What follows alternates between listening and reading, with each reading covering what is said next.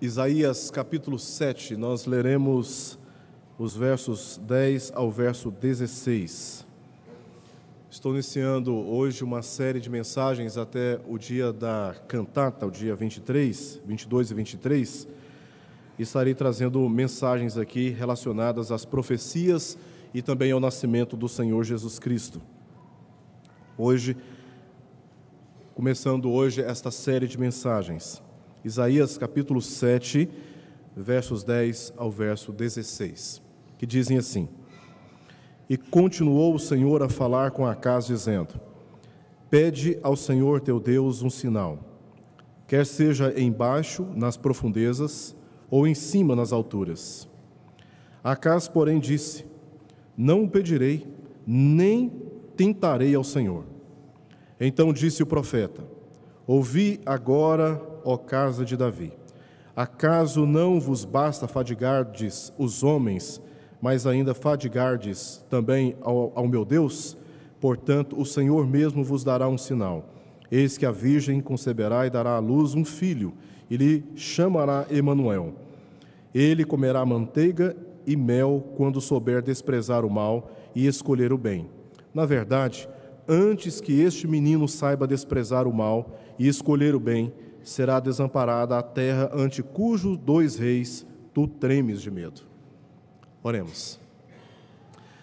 Pai bendito, nós te agradecemos por esta manhã tão gostosa, tão prazerosa que o Senhor já tem nos dado, por esse clima agradável, mas muito mais do que isso, pela comunhão que há entre nós, uns com os outros e também com o Senhor.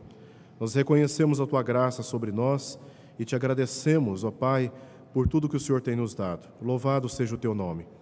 Que nesta manhã o Senhor possa falar ainda mais aos nossos corações através da Tua palavra e que ela, penetrando aos nossos corações, produza fruto de santificação e de arrependimento. Nós oramos por isso, Senhor, que nos nossos corações haja sempre a certeza, a fé, a convicção, a esperança na pessoa do Teu Filho Jesus Cristo, pois Ele veio, sofreu no nosso lugar, morreu naquela cruz, mas ressuscitou ao terceiro dia e agora está sentado à Tua destra. E o Senhor Jesus Cristo é aquele que governa a nossa vida e nos submetemos a Ele. Queremos adorá-lo, queremos bendizê-lo, queremos nos curvar diante dEle. Ele é digno da nossa adoração. Que o Senhor possa nos conduzir através da Tua palavra a esta fé, a esta adoração sincera, dia após dia, e que seja assim para a glória do Teu nome. Nós oramos por isso, em nome de Jesus. Amém. Irmãos, todos os anos nós comemoramos o Natal. E um fato curioso que nós observamos nas comemorações de Natal, além das mesas fartas de comida, além das reuniões familiares e com os amigos, é o uso das luzes.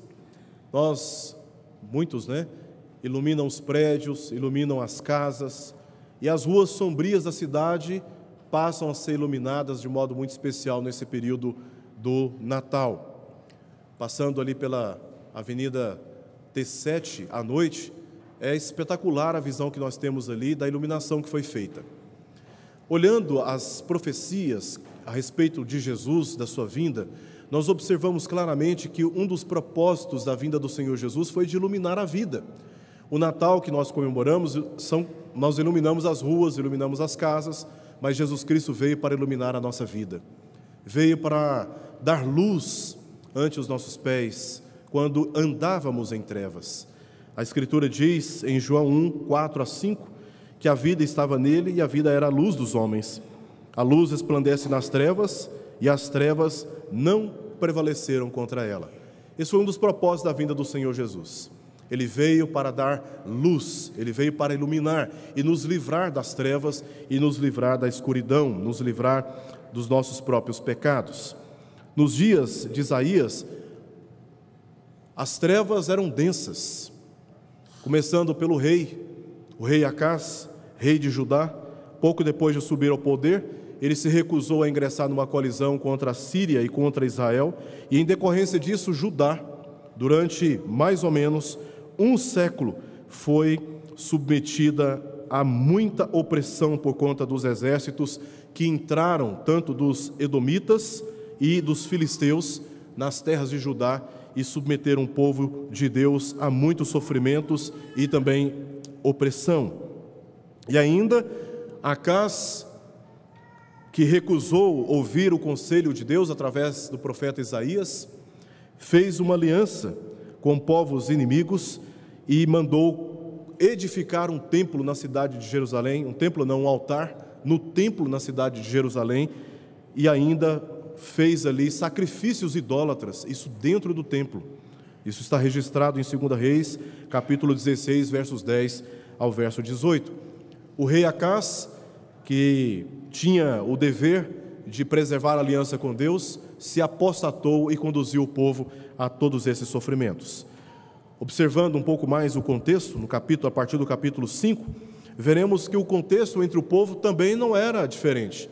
Tanto o rei estava envolvido em muitas trevas, como também o próprio povo estava andando em muitas trevas. Olha o que diz, por exemplo, nos versos 8 até o verso 10, mas eu vou ler aqui apenas o verso 8. Eram dias de muito materialismo, de muita cobiça.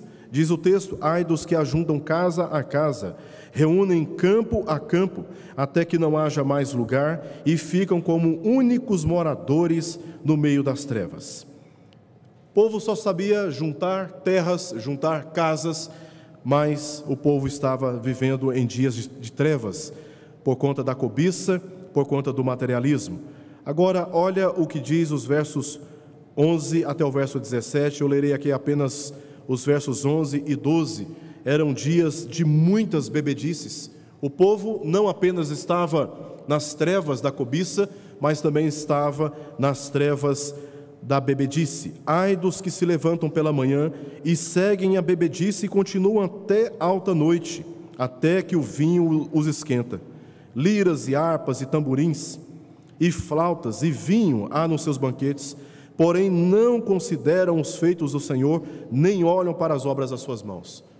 O povo, além da cobiça, do materialismo, um povo que estava andando nas trevas também destas bebedices, e nelas se esquecendo do Senhor, se esquecendo do pacto com o Senhor.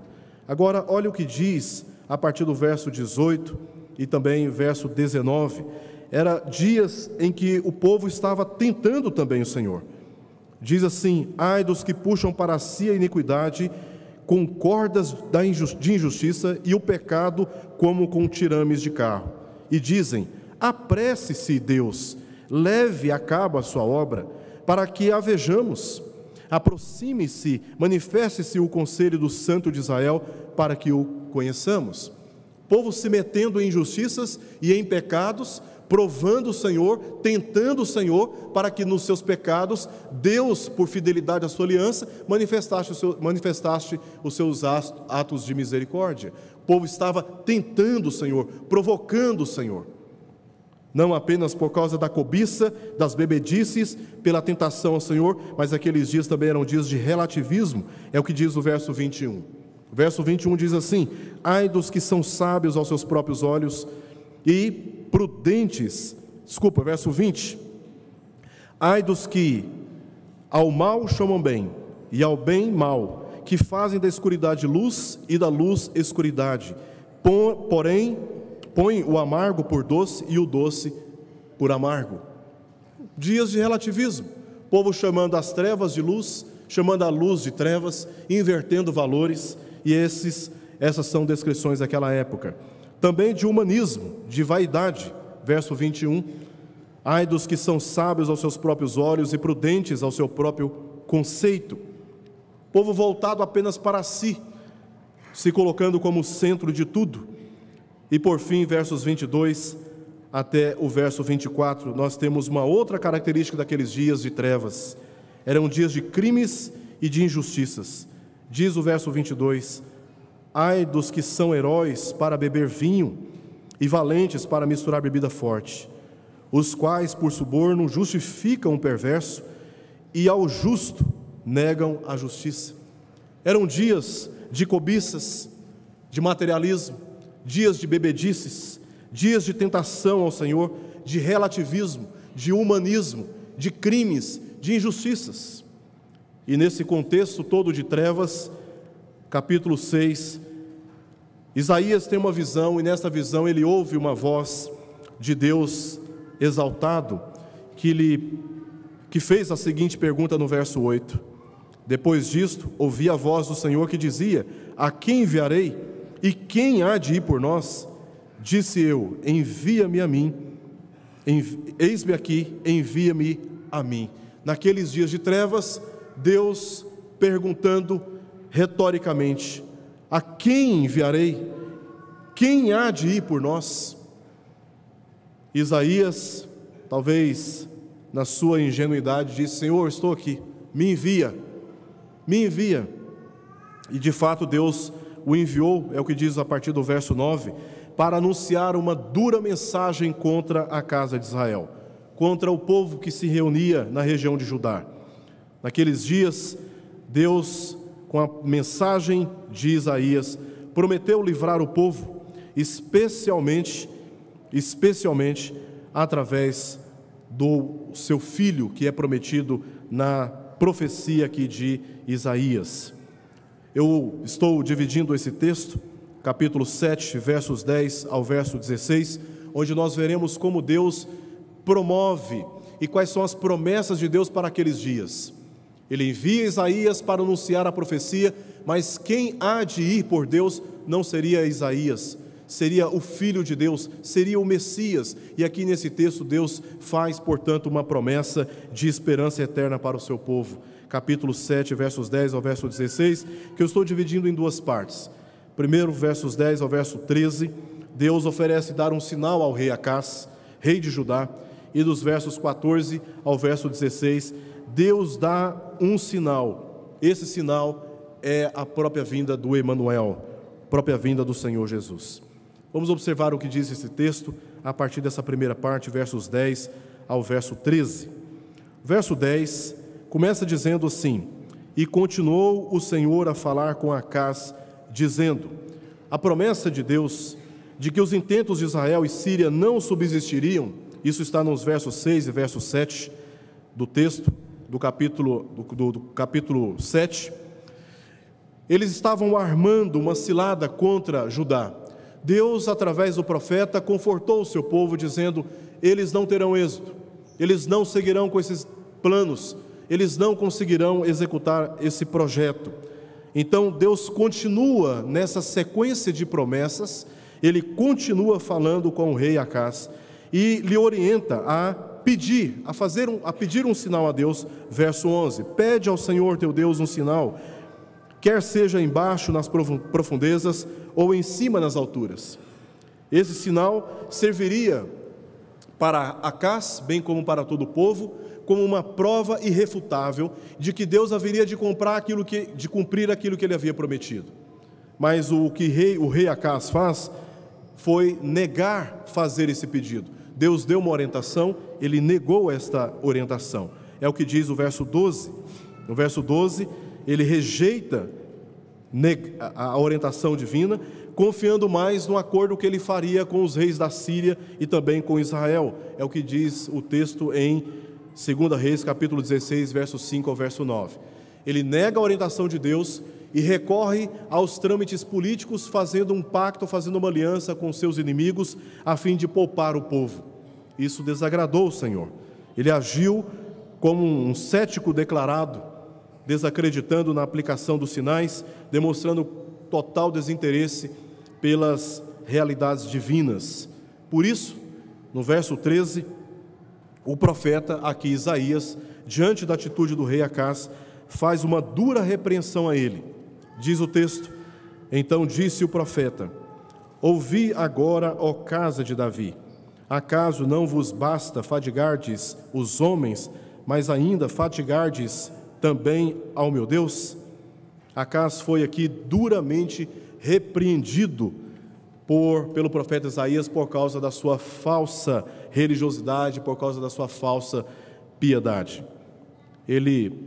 É como se ele estivesse dizendo: eu não quero incomodar o Senhor, deixa que eu cuido disso. Então ele recorre aos seus inimigos e tenta fazer uma aliança com eles, a fim de, através desses pactos, dessas alianças com seus inimigos, promover dias de paz e de segurança para o povo que se encontrava na região de Judá.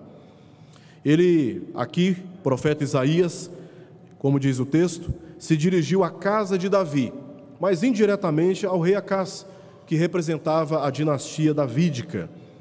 Por meio da sua apostasia, tanto os profetas como o próprio Deus foram provocados no decorrer da história, levados ao cansaço por causa da insistência de rejeitar os conselhos do Senhor.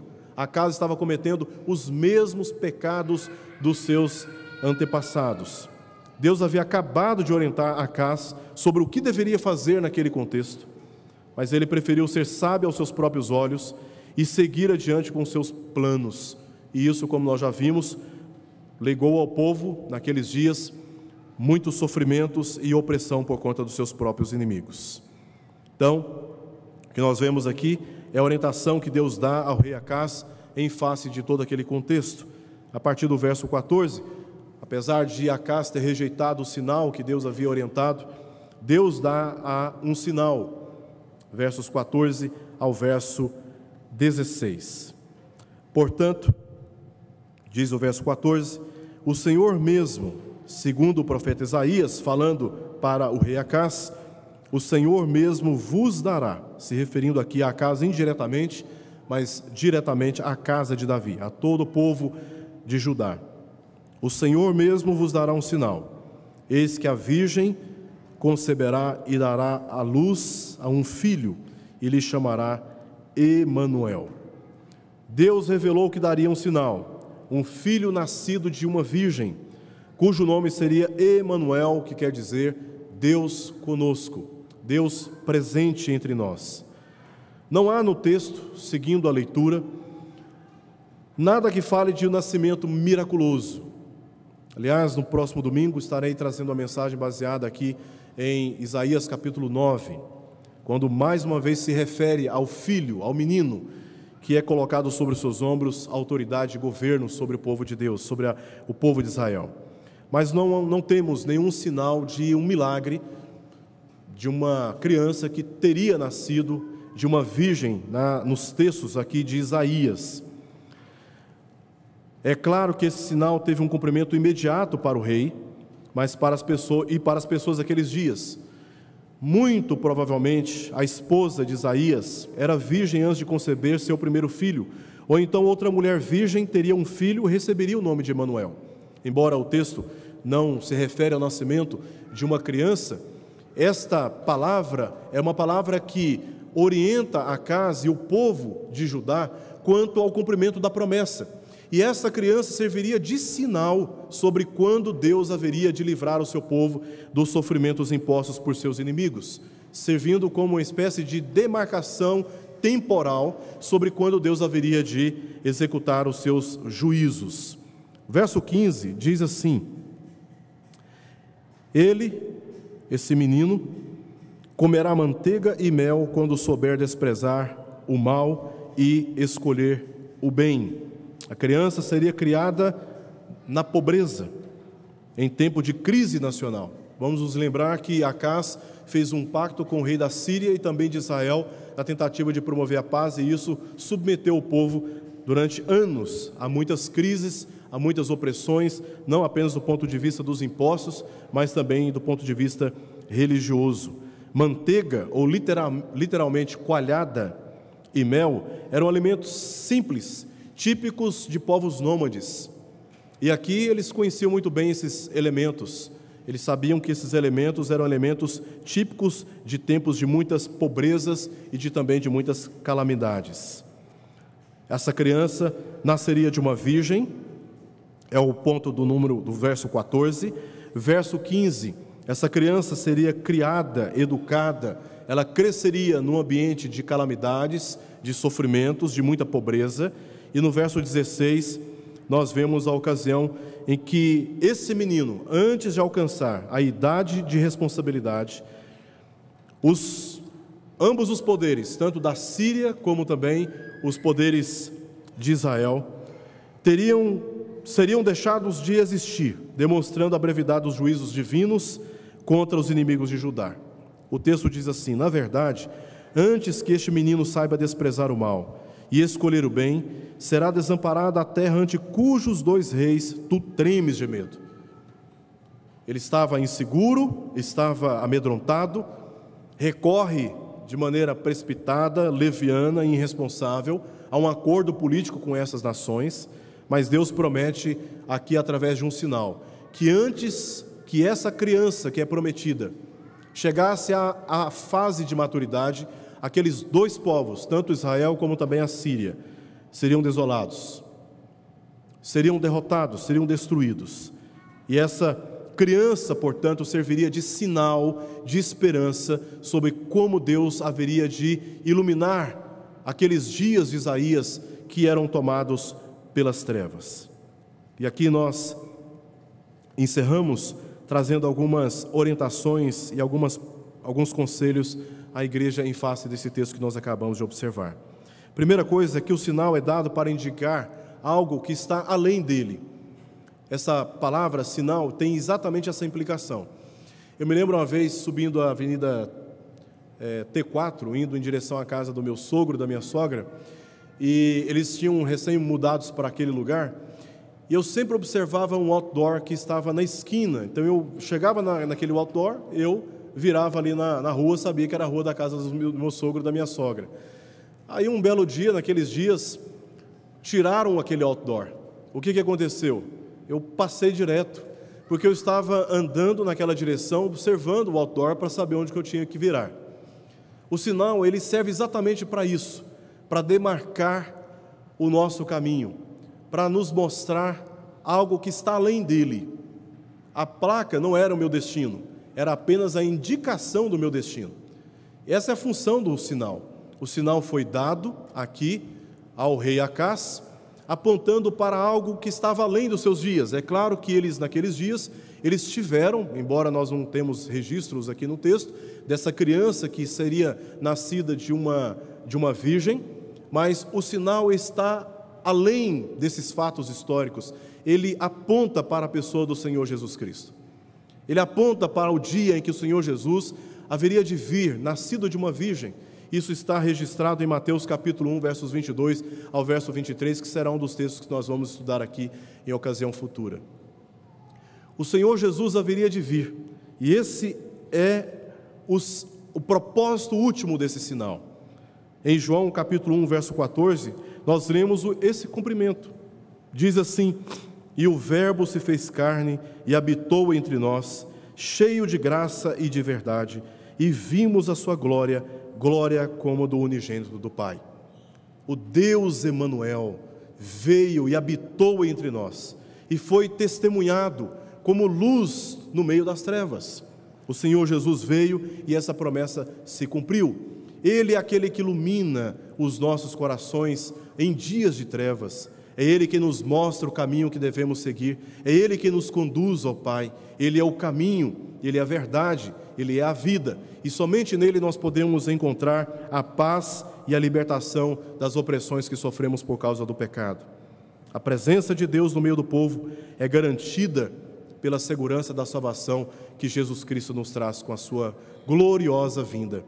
O que nós vimos aqui no texto de Isaías é o indicativo, o primeiro indicativo claro no livro de Isaías quanto à vinda do Messias.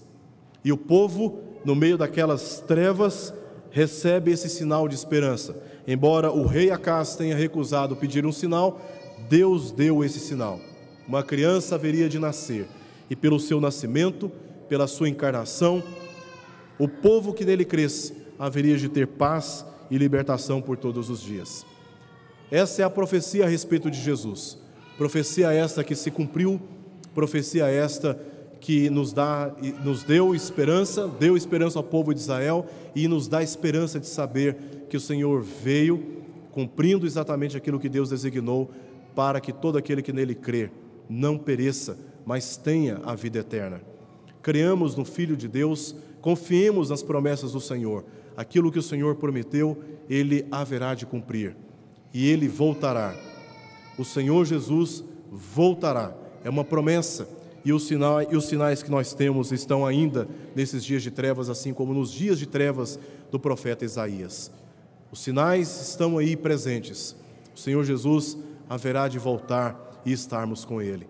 Esta é a nossa esperança, e é exatamente por ela que nós vivemos, resistindo às tribulações e provações dos nossos dias. Que Deus nos abençoe e que o Senhor nos dê a graça de sempre confiarmos na palavra do Senhor, depositando aos pés do Senhor Jesus a adoração que Ele é digno de receber.